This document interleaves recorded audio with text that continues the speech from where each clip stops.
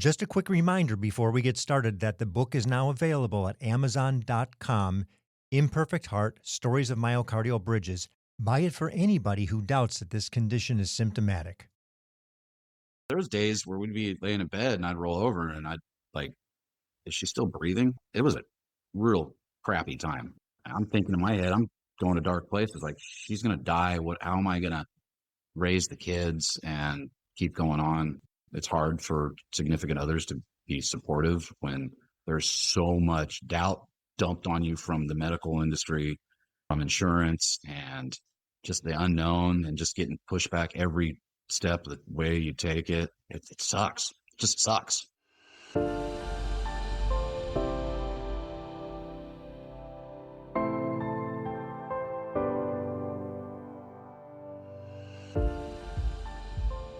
Welcome to Imperfect Heart, a place for you to join me, Jeff Holden, in conversations, discussions, and dialogue about our hearts and the impact myocardial bridges have on them. We'll talk with healthcare professionals, those in related fields that support our condition, and others just like us with stories of their myocardial bridge experiences. It's my intention for this content to inform, educate, entertain, and even motivate or inspire you in your personal journey on dealing with a myocardial bridge. Most importantly is to have you leave each episode with hope, knowing you're not alone and that what you're experiencing is real. I've wanted to do a relationship episode for some time now, and it was a matter of finding the right situation, the right couple, the right emotion. And then once I thought I had the right people, I had to convince them that sharing the challenges of our condition and what it creates on a relationship would be a great benefit to everyone who hears the story. Well, over the course of a year, I got to know Kelly Sears. Her situation went from mild concern to, am I going to live? She shared some of the pressures it was putting on her home life, her relationships, on how everything was upended and that what she used to be, she was no longer. Was her condition real? Would she ever be the same person her husband married? Getting proper treatment for our myocardial bridges is one thing, but dealing with the effects on our spouses or significant others is another. What happens when that love and affection is pushed to the limits? How much trust and support is there when it gets right down to it? And what if it's going to cost a significant amount of money to even attempt to cure the physical maladies our bridges present? We're going to address these questions and more in this episode. You'll hear the story from both Kelly and her husband, Tank Sears, as they candidly share their emotional roller coaster. Through their story, you'll witness the strain such challenges placed on their family and the extraordinary lengths they went to in search of hope and healing, and the greater love that came from the experience. Kelly and Tank Sears, welcome to Imperfect Heart. Thank you. Thank you. Good to be here. I feel like I know you. Kelly, I've been talking to you for quite some time via text and phone and Zoom and surgery, and Tank got involved and the family, and I can't wait to have this story told. So let's get right into it. But before we do, I have to ask, Tank, that can't be your given name. I was 10.5 pounds when I was born. So the nurse came in and said, here's your little Tank. And my parents named me Tank. Tank Patrick. So I love it. I was the biggest baby in the hospital at the time. And for what it's worth, we have my second son was born 10 pounds, 11 ounces. Little Tank too. He was a little Tank. He looked like Jabba the Hutt. He just came out with all these rolls and rolls and rolls. It was hilarious. That was me. And then he asked me to have kids for him. Like, not if they're going to be little Tanks. Right? Kelly, I'm going to start with you as the patient first. Give us a brief story of what led you to actually your successful unroofing procedure. How did you know you had a problem? So in March of, late of March 2020, I thought I was having esophagus problems. So they did a procedure on me, a camera and an endoscopy.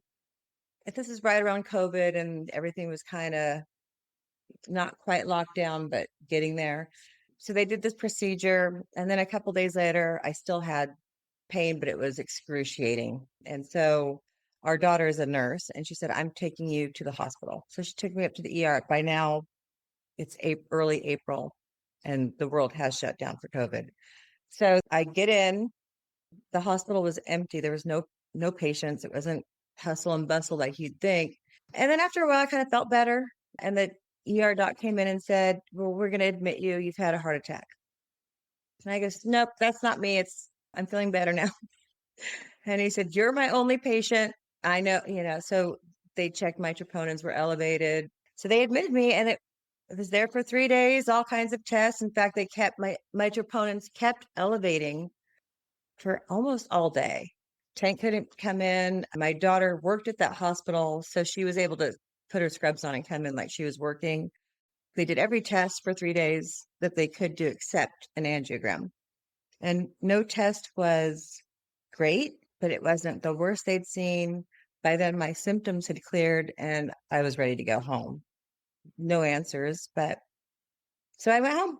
They had done every test they possibly could, except for the angiogram in 3 days, and sent me home. And I never thought to ask what happened, why, what caused it.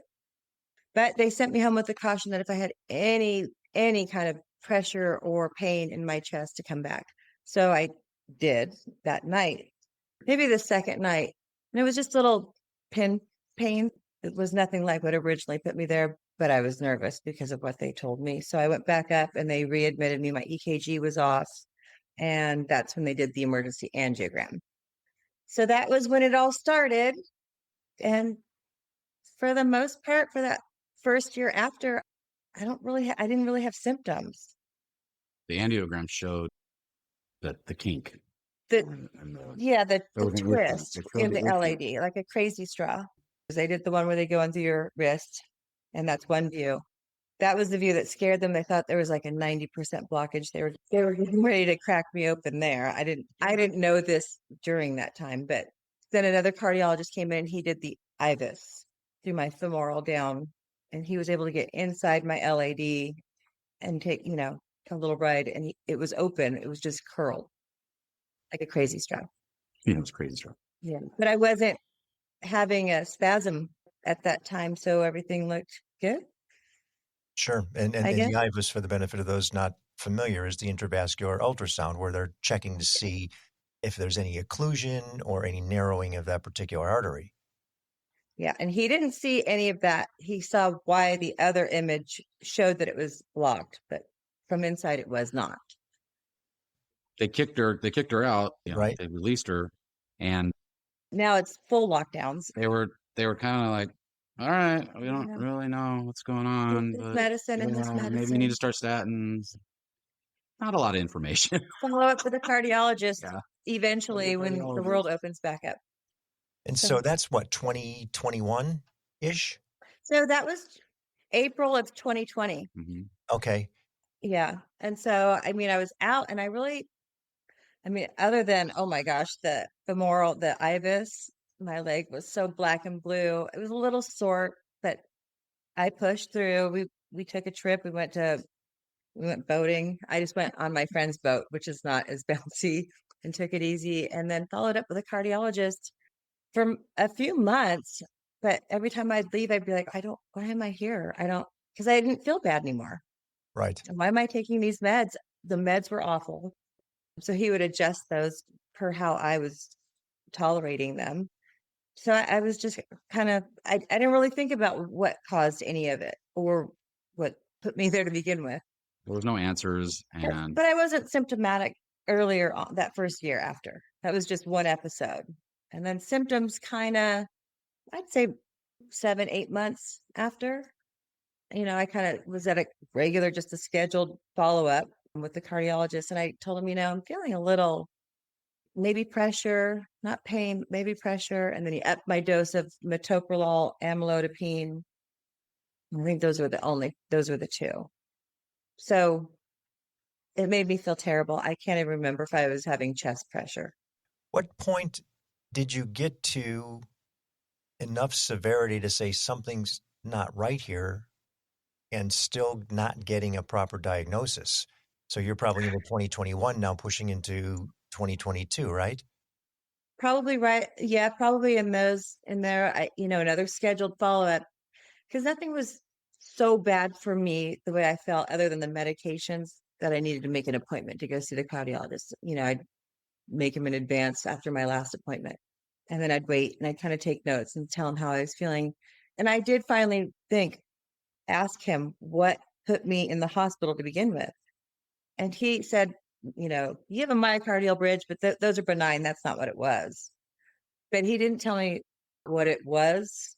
And that was the only term I'd ever heard attributed to what happened to me. But in a way that's not what caused it. Yeah. So you progress, or I should say digress technically, and deteriorate over the course of the next, year or something, to where you're realizing something's not right? Yeah, that whole period of time was just a weird place in the world, right? We could all agree COVID was, Mhm. we had homeschool, distance learning. That was a little distracting. We lost Tank's mom early Mm. after my first heart attack. Sorry to hear Um, that. so that there's a lot of other things going on in life, so I didn't have a lot of time to think about how I was feeling. I had to keep pushing through, and I could at least push through. Then I started to get a little breathless and a little Chest pain a little bit. chest pain, mostly a lot of, I guess, pain and pressure. And I kept telling the cardiologist, he just said, you need to walk more. You're a little overweight. You're stressed. You're just a stressed out mom. What And I liked the cardiologist. He's the one that came in and did the IVUS. He's the only one in this area that was trained to do it at the time. He's just stuck, stood his ground that the myocardial bridge was benign, and I agreed because it was for me for 50 years until it wasn't. So he discouraged, I'd say, like any follow up with another cardiologist, because they're just going to put you through a bunch of things and poke you and unnecessary stuff. But we're fairly certain it won't kill you. Yeah, that was the quote. Yeah. Well, two cardiologists said those exact words to me. We're fairly certain. Probably won't kill you. For the last 6 months, jump forward, they're telling me I'm a stressed out mom and I know better. Having some trouble with insurance and authorizations. But I'd say like the last year before the surgery, I started having fainting spells. And I could figure those out, what I was doing that would lead up to it, or the feelings before it would lead up to me actually hitting the ground. And I could sit down, but then it would keep progressing towards where I couldn't figure out. I would wake up on the ground and I thought, oh, I didn't catch that one in time. So fairly certain that bridge won't kill me, but you know, fainting unexpectedly and maybe smashing my head, that's that's not a nice way to go either. No, and Tank, at this point in time, now she is symptomatic. She's attempting to get some sort of resolve. The cardiologist keeps saying, no, honey, it's just stress. You're fine. You need to relax a little bit more, maybe lose a few pounds. What's happening with you? You've now watched things deteriorate to where something's happening, but how is it with you? What are you seeing? So we spoke about earlier, you look back and over those 3 or 4 years, now you can see it was kind of a slow deterioration where you don't really notice because you're living in that moment. But there was a couple things she skipped. We'd gone to the ER a bunch of times too, because she was having there was almost 2 different types of pains. There was a constant chest pain that she was kind of started just living with eventually.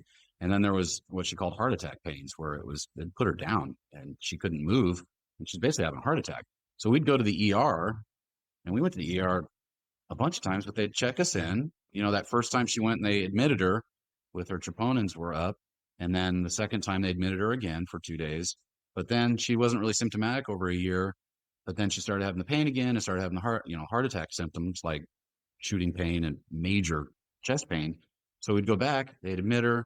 I mean, they wouldn't admit her. We'd be in the ER and they'd run all the tests and they'd say, hey, your EKGs are fine. Your troponins aren't really that high, maybe a little bit, but not super high, nothing that we really worry about.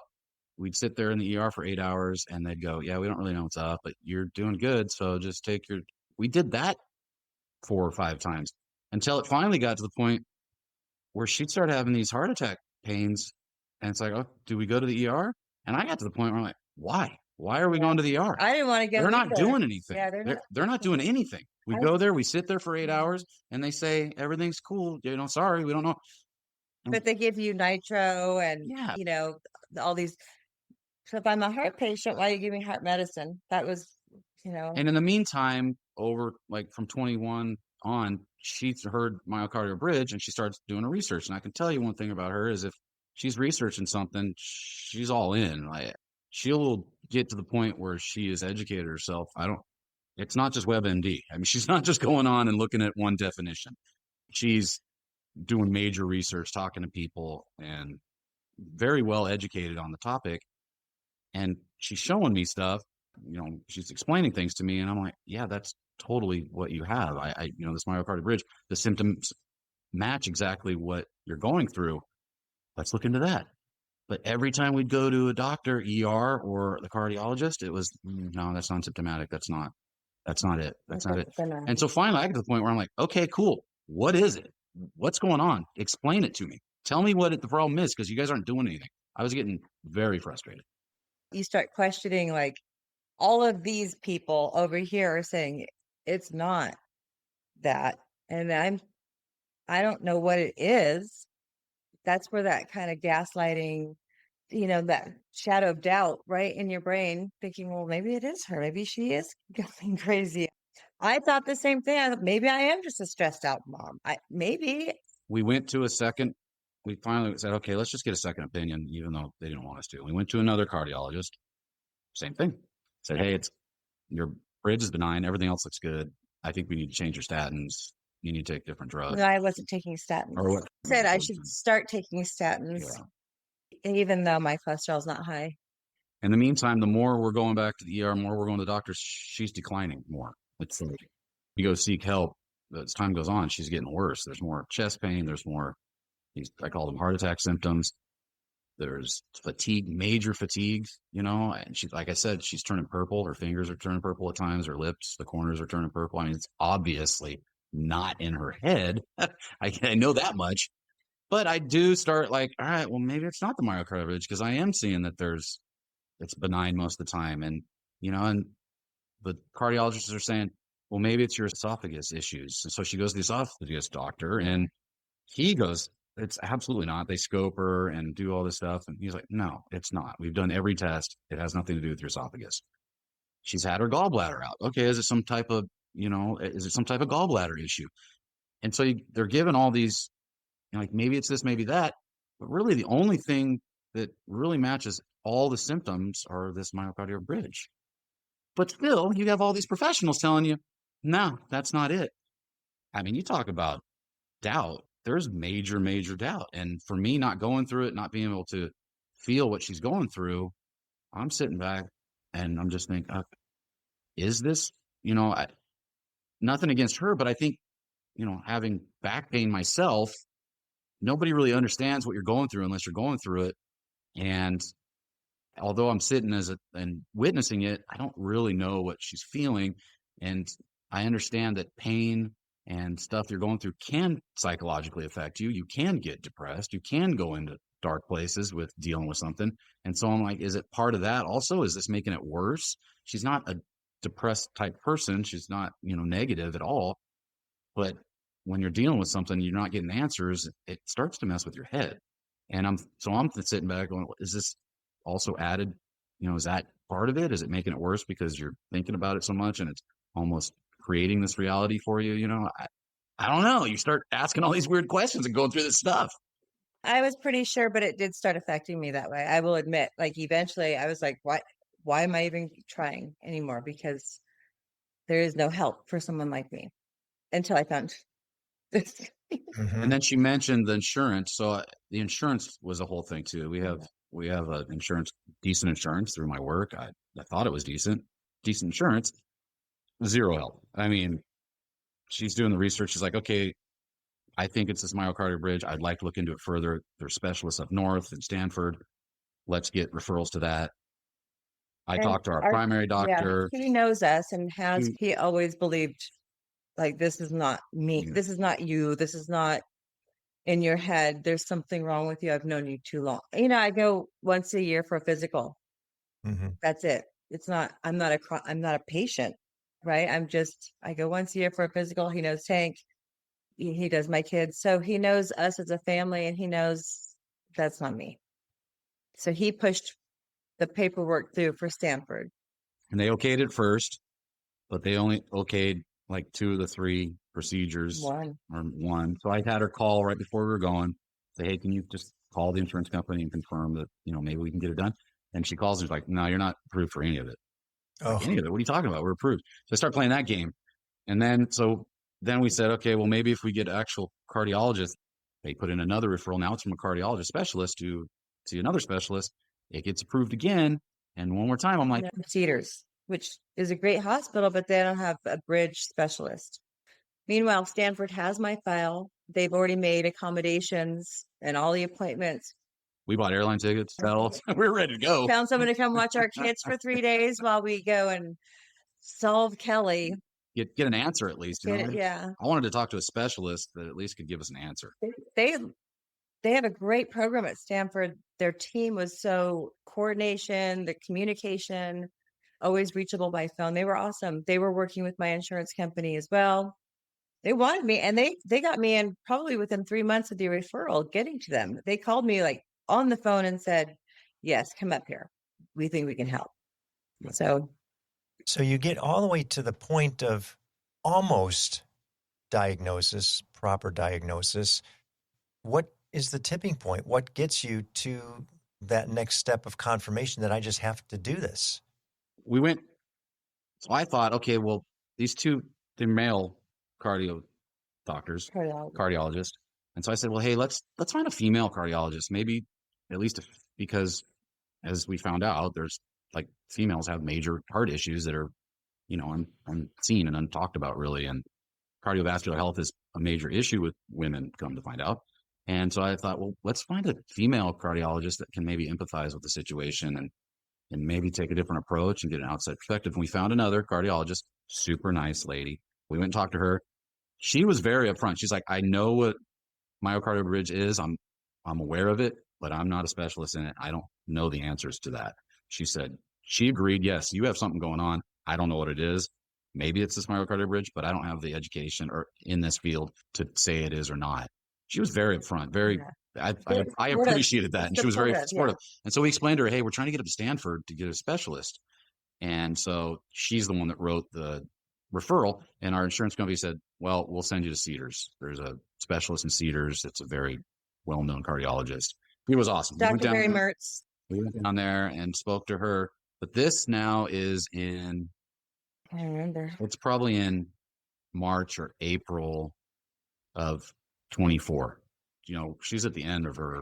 I had talked to you on the phone. Mm-hmm. At that point, I had listened to your podcast. That was a big, I had Tank listen to a couple or at least some snippets of some of them. I'm like, everyone thinks they're going crazy. Yeah, I mean, what a thing to have to be happy about. And right? she did find Dr. Kofidis. You found, through your podcast. So we went down to Cedars. Like I said, this was really. I'd already been. She's done. She basically can't get up. Maybe a little bit. We have kids that need to go to school and need rides. I work, and she is barely functioning at this point. Just getting through the mandatory steps of the day. But for the most part, has to lay down most of the time, breathless, passing out, constant chest pain. I mean, there's something wrong. And so frustrating. What are the kids thinking about this at this point in time too? It's like, Mom, what's up with you? I mean, what's happening? They're teenage boys. They're kind of like, meh. I don't think they grasp the problem. They are, I think they understand, they were accommodating, I'd say. Yeah. And I'd talk to them and say, hey, something's up with your mom. She's sick. Check on her, leave her alone. Don't bother her. Don't stress her out. Mm-hmm. And they were accommodating for the most part, but I don't think they really, they were young. It's a lot for them to grasp. It's a lot for them to grasp. And I really, tried I pushed and pushed so that to make it as normal as possible because I didn't want to put them through that. It's really hard to see your loved ones looking at you with that sadness or that scared, they're just afraid all the time around you of what's going to happen, or the fact that I didn't look good, and they'd go, "Ooh, your color's off," or it's just hard to see that reflected in the people that you love. That was also with our friends. We're pretty social. We have a good friend group. We do a lot. We're active. And, as time went on, we're less active, less social, less, over the last 2 years, because she really doesn't have the energy to do anything really, even go out to dinner. And finally it was, at the end, she's not doing anything. I mean, she's trying, but, maybe she'd show up for an hour and then she's like, I got to go home, and so that creates a divide with us. I'm out hanging out and doing stuff or going places and doing things, and she can't really do it. So that kind of separate, less in common, less together. That puts a strain on our relationship. And I hate to say it, but there's some resentment, that I was carrying, like not specifically towards her, but towards this situation. It's like, this sucks. This sucks. It's changing our lives. It's a big deal. I was pretty optimistic when we went to Cedars because the doctor down there was like, look, I know Stanford. I know the people up there. I know this condition. I would like you to change some medication for at least 6 months before I recommend that you go to get surgery. We left that meeting and I felt pretty good about it. Kelly actually felt pretty decent about it, but she was in constant pain. And she's like, I don't know if I can make 6 months the way I feel. I don't know if I'm going to be alive for 6 months. And I said, okay. And she said, I'll give him 3 months. I'll try the drugs. I'll try the different meds. 3 months. I said, okay, let's do 3 months. Then it was like, then we're going to pursue Dr. Kofidis and that route. It was expensive. And I was hoping that our insurance would cover it here and we could get it done here, plus travel and logistics. And we're just trying to big picture everything, trying to figure this out. I mean, my first hope is that our insurance can get us up to Stanford and get the care that she needs and get this fixed the way it's supposed to be here in the States with our insurance, with good doctors, the way you would expect it to be. But we just keep getting the runaround. So we decide, hey, we'll give it 3 months. I said, okay, let's do it. And then we go into the next stage, which is a little scary, wiring all this money over to a person I've never met in Europe. And it's a little unnerving. I mean, we met with him online once and he was fantastic. He's like, yeah, when you coming?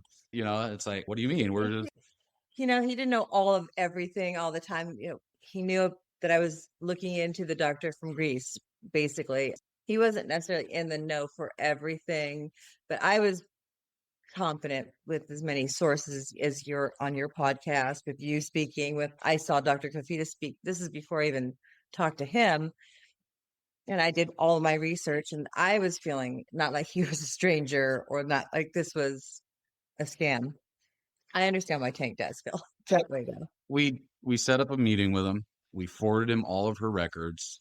We get on, Dr. Kofidis, he's great. He gets on, we get on the Zoom with him and he's like, Kelly, when are you guys coming out? When are you coming? I'm like, whoa, man, I don't even know you, dude. Can you just look, tell me what's going on? Like, clue me in, catch me up here.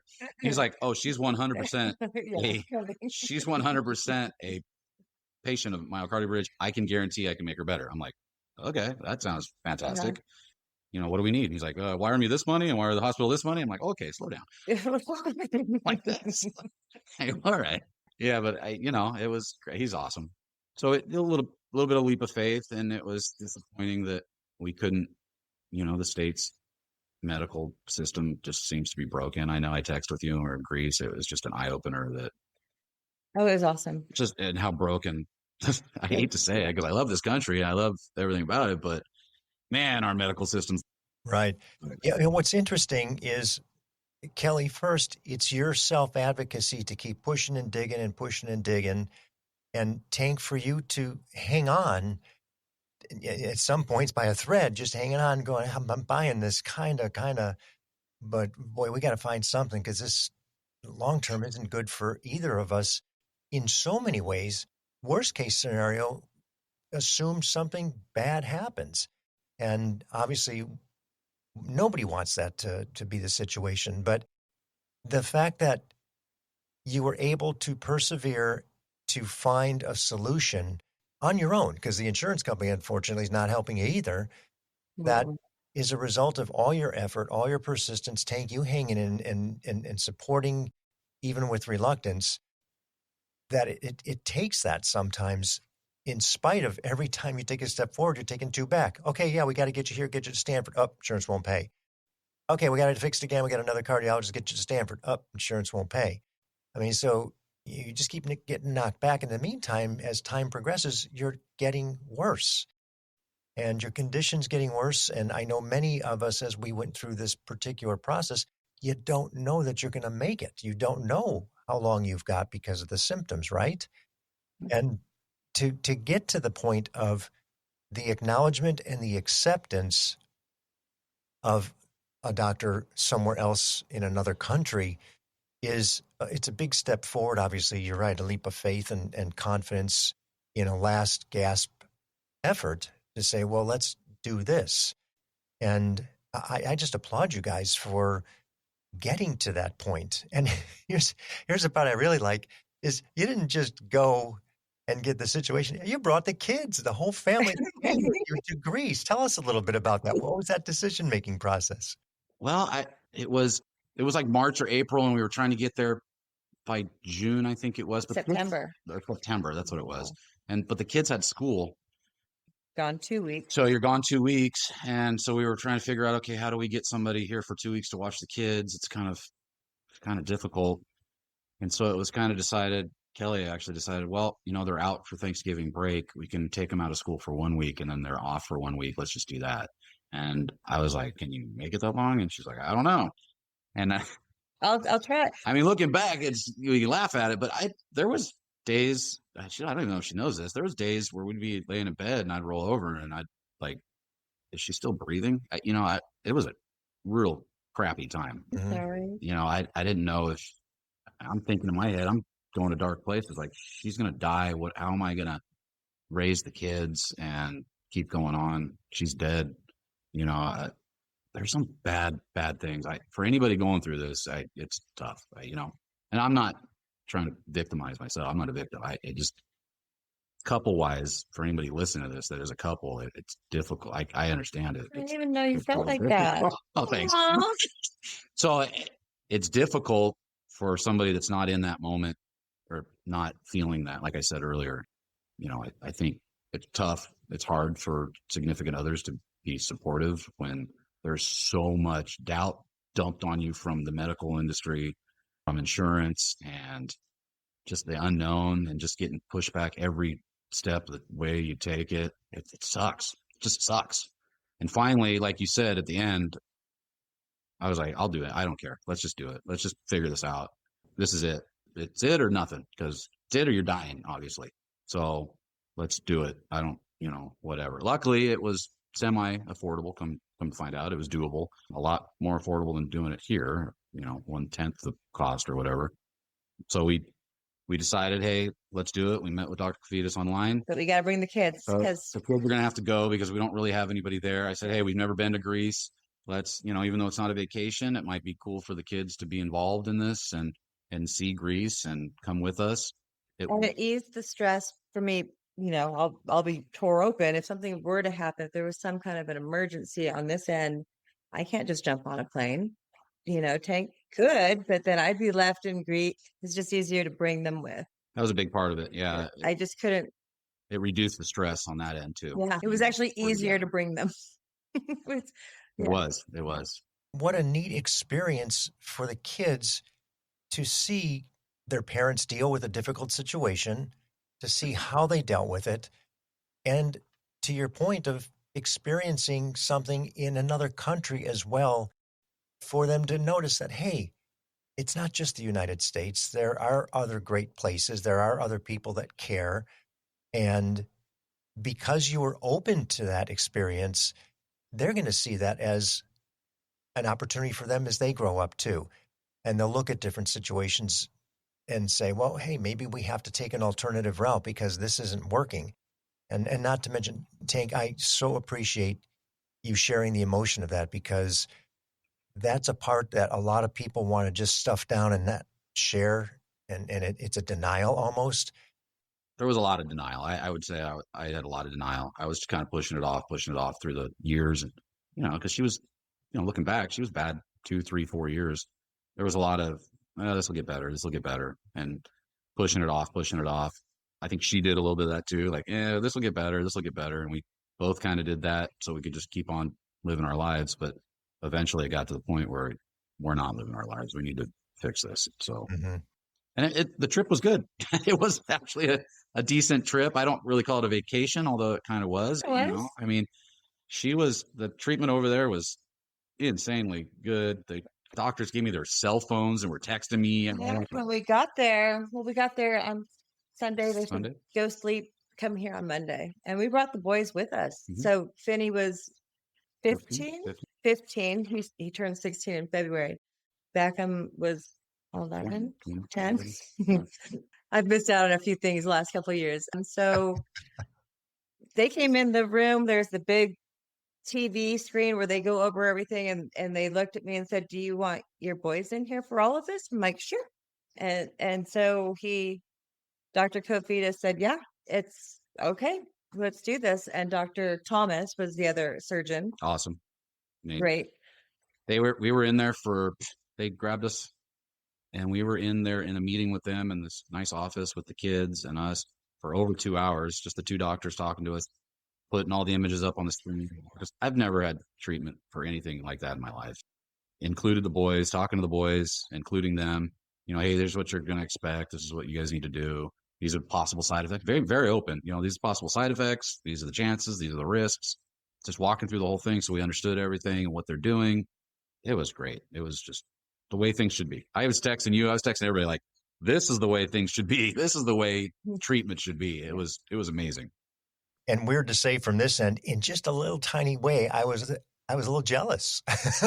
It was like I was trying to take advantage of the situation as much as possible, while she's stuck in the hospital. I mean, the first day we made sure that the surgery was done. We went, they were, like I said, they were texting me, the doctors from the ER from the operating room were like, hey, we're coming out of surgery. We'll be in, you can get over here real quick and see her while she's still in the ICU. And just, okay, we went over, she was good, but then she's done for the rest of the day. She's out, she's sleeping. I said, hey kids, let's go over to the Parthenon and go look at, because we were, a mile or 2 miles away from it, and walk to the bazaar and go check stuff out and kind of check the city out. And so, I mean, we tried to take advantage. And then once, amazingly, she's 4 days in, she's like, I want to get out of the hospital. Let's go. The doctor's like, hey, you got to show that you walk. You got to show that you're doing good. And she's like, okay, no problem. And she's up walking around and doing stuff. And they're okay, you can leave the hospital, but we need to see you tomorrow. And she's okay. And the next day we went and checked in with them. She's doing good. She's like, I want to go see the Parthenon. I'm like, okay, let's go check it out. Now, we didn't go up and walk, the whole thing. It's gigantic, but we went to the shops down below and walked around, and we're walking around. She's 5 days, 6 days out of surgery, having her chest cracked open. And we're walking through these, and she's like, she hasn't been in 2 years. And then she looks at me and says, I couldn't have done this 2 weeks ago. There's no way.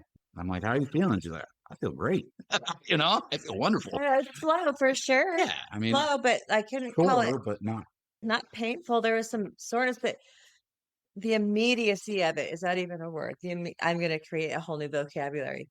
Was, I woke up in the hospital, and that when you first wake up, well, you've got tubes coming out here and on each side of you and from the middle of you, and you're bound, and they've got just everything's tight and uncomfortable. But I immediately felt better, even though I had all of that. For the first 3 days. First 3 days of recovery is rough. That was rough, but not painful, So I text Mary, because I'm like, I think I messed up. I think it's worse. I can't breathe. I can't catch my breath. I'm more uncomfortable now than before. And she said, no, wait till tomorrow. Just wait till that 4th day. And she was right. Mary McDonald. Sorry. Hi, Mary. She told me she goes, it's just hold on till that 4th day. Trust me, that 4th day is going to be a game changer. You nailed it. It was. It was. It really, it was. And I even told other patients on the floor because I'm out walking because if you walk this many steps, you can get this tube out. If you walk this many more steps, you can get this tube out. So, I'm walking up and down the halls and people are stopping going, "You're really young. Did you, it's all heart surgeries on that floor." And so I'm talking to the caregivers for patients, the wives or the daughters and sons of their parents. And they're saying, "Well, it's really bad right now." I said, "Wait till that fourth day. That fourth day is going to be a game changer." And then a couple of the ladies, the dad and the husband were sharing a room, separate patients. They were sharing a room, and they asked me to come in and talk to them. Yeah. Yeah, and I walk in to these men, and they're just laying there with no shirts on. They're not very, they don't care about nakedness. Yeah. American, and they're just laying there, and we sat there and talked for an hour, 2 hours. Come back tomorrow, talk to us more. Not necessarily just about heart surgery, just about just life. So it was quite a unique experience. The Greek people are wonderful, welcoming. Very nice. Yeah. And all around for everybody, for you guys, for the kids, the experience, the crazy American lady. I'm sure the Greek guys are talking about her the rest of their life, They called me Hollywood. Perfect. Absolutely perfect. Isn't that So nice? I think fair to say today, Kelly, that you are pretty much back to where you were pre-symptom. Oh, for sure. For sure. It's funny. I forget, you forget, and like even still today, I learned how sick I was and what I was capable of and what things I had to do, but what that was going to create for me. So the other day I'm thinking, oh, God, I have to go upstairs. I left that thing upstairs and I've got to stop myself. I thought, go down the stairs as much as I want, but so yeah, no, 100%. This heart thing was like, it seems like it was so long ago. Now just getting my brain back to thinking like, oh, well, why am I thinking like, oh gosh, I left it upstairs? Simple little everyday things like that. I And do I'm that. like, I do that. it's not just a heart that I'm walking 4 to 6 miles a day. I'm awake all day long. I'm upright all day long from 4 to 5 a.m. till, 7 to 9 p.m. I'd say she definitely got a second breath and really appreciation for her situation. Yeah. She's up in the morning, she's out walking, definitely way positive, feeling good, and taking advantage of her second chance at life, really. Right. And I'm sure you too, Tank, to say, I've got my wife back. Oh, it's nice. It's pretty awesome. That's totally selfish of me, but it's totally awesome. Of course, of course. And I certainly recall, how appreciative I was of my wife, the opposite of your situation, just being there. She was there all the way through. She would do the insurance work and the things I'll do the health stuff. I got to figure that out if you can help with this. And it became this team effort of, you got this, I got this, we've got to figure it out. And then how grateful I was on the other side of it, and how you tend to look at things differently, getting it back. And Kelly, not unlike yourself, I knew right away. I knew when I was in that hospital, I knew right away that something was different. And I didn't know what it was going to look like 6 months, a year, 2 years down the line, but at least I knew something was different post-surgery. And, fortunately, not unlike yourself, I'm in pretty good shape. So, what you guys just shared was so valuable, I think, to so many people who are going to hear the episode. Before we wrap, is there anything else that you want to add, maybe in closing, just to share for those who, relationships are tough. They're just tough. Clearly, you guys love each other. I don't know how long you've been married, but 20 years. You brought up that your wife went through it with you. I think it's different for females going through this because I just in generalize here, men aren't as nurturing, and so if I get sick, she's there all the time doing, like, she dives into whatever, I had something go on 12 years ago or something like that, and she was all over it. Where I think men are a little less nurturing, I guess. You know what I mean? Compassionate, yeah, I can think of a million words. So, the guys are the workers and fixers, but not this nurturing kind of mentality to stick by somebody and help them get better. And I would just say that for anybody going through this, to stick with it. Don't take no for an answer from their doctors and from insurance. When we went to Greece, there was still a chance it wasn't going to work. There was still that. Dr. Kofidis wasn't, he wasn't beating around the bush. He was being very upfront. And he's like, we can fix you. How much we get to fix you just depends on how it comes out. So we're going over there. I'm not 100% sure. She's not 100% sure, but it's a last ditch effort. I would say for anybody going through this, that's not the person going through it. That's the caregiver, the secondary, stay with it. Don't take no for an answer. Get it done. It's worth it. It will be better on the other side. I can guarantee it, because from everything I've seen from people on your podcast and from what we've read, there is life again after you get this done. No matter whether it's 50% better or 100% better, it's better. So it matters. And I'll just add, just to back up a little bit. When I woke up after my surgery, Dr. Kofidis goes, "It's a good thing you are here now. You probably didn't have 3 weeks left." That he felt the LAD was going to bulge. It was so thinned out from the bulge on the second twist inside. He said, if that thing would have burst while we were there, I couldn't do anything. He said you had, he guessed you had a month maybe, and it would have burst. It was going to kill me. Just a matter of time. He described it kind of like a water balloon when you squeeze it and it thins out. For anybody that has to resort to going out of the country to get anything done, I think, that's kind of a thing now, is traveling for different types of medical tourism, going different countries for stuff. I would say for something like this, where it was not cheap, but it was not overly crazy expensive like it would be if you paid cash here in the States, it was worth it. If you have to take a second out on the house or you have to borrow the money, and it's worth every penny. It was worth 10 times more, to get this results. So, right. And there's not a value on a life or an experience. And I'm super grateful that we stuck it out together. It's not easy. I, as the patient, felt so bad, so guilty for putting him and my kids through this. That also messes with your mind. It does. That depressed feeling that, not only are you feeling like crap and nobody's can help you and care for you and do it, but then you feel bad because you're putting others that you love through this too. That's important. I understood that, even though maybe I didn't express it, but I knew that she felt bad for that. And I tried to be supportive and like, hey, this isn't your fault. We'll get through it.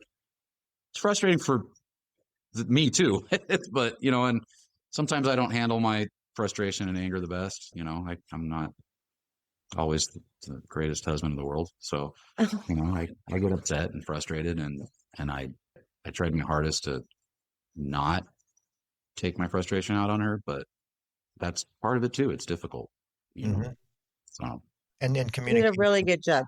You guys appear to be able to speak with each other, and that's really important. And for everybody, if you're going through the situation, it's important from one side to at least listen. And to your point, Tank, guys are not the most empathic human beings on the planet, but at least to listen. Maybe we won't understand. Maybe we can't engage in that same sense of empathy that we know our spouses might have on the flip side, but just trying to understand it and finding a solution and moving it forward like you did. You just kept inching it forward until you got to where you needed to be. And for so many people, that alone is enough, just to say, okay, at least he or she is listening to me.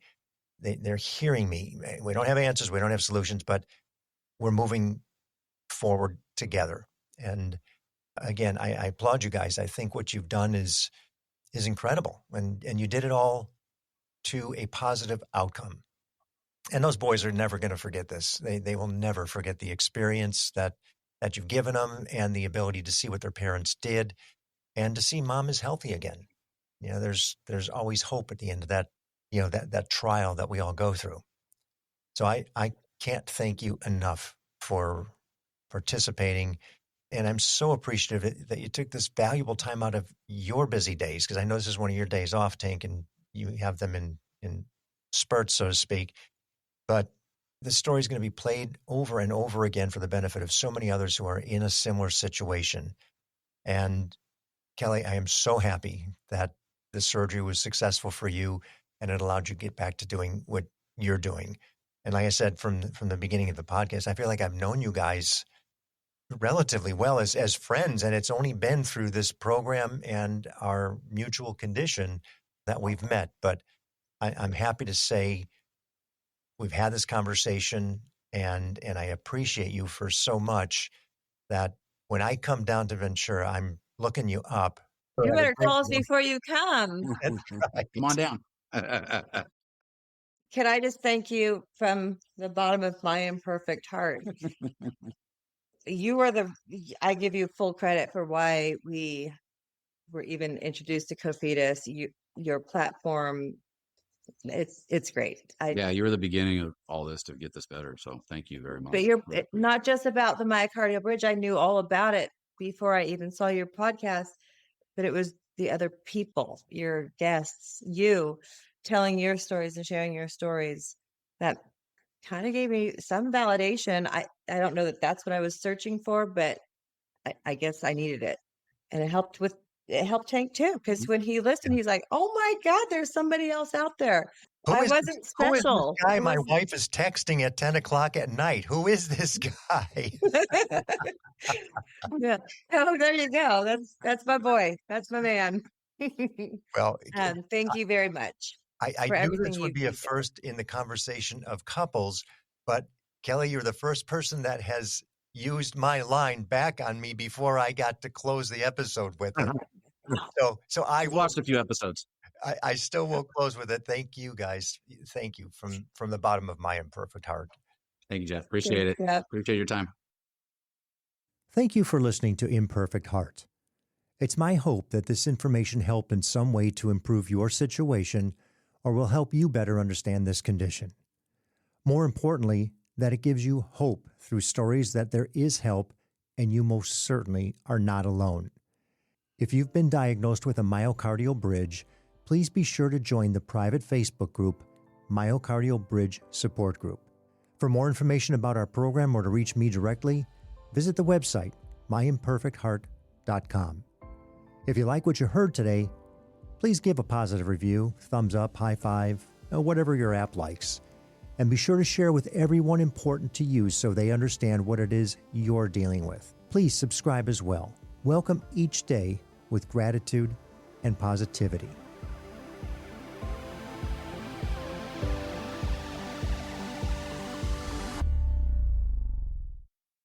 The views and opinions expressed in this program are solely those of the host and the guest and are not intended to provide, nor are they a suitable substitute for, professional care by a doctor, therapist, mental health professional, or other qualified medical professional. Imperfect Heart is a production of Hear Me Now Studio.